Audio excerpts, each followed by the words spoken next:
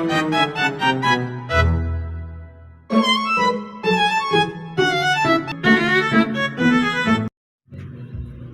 araw sa inyong lahat.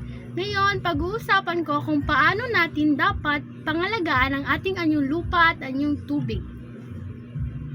Maaari nating pangalagaan ang anyong lupa tulad ng bundok, kagubatan at kapatagan sa pamamagitan ng pagtatanim ng puno, pag-iwas sa pagtatapon ng basura kung saan-saan at pagpapanatiling malinis ng ating kapaligiran.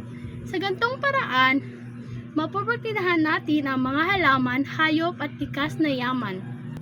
Maaari naman nating pangalagaan ang anyong tubig tulad ng ilog, lawa at dagat sa pamamagitan ng pagtapon ng basura sa tamang lugar, pagbabawas ng paggamit ng plastik at pag-iwas sa pagdumi ng tubig.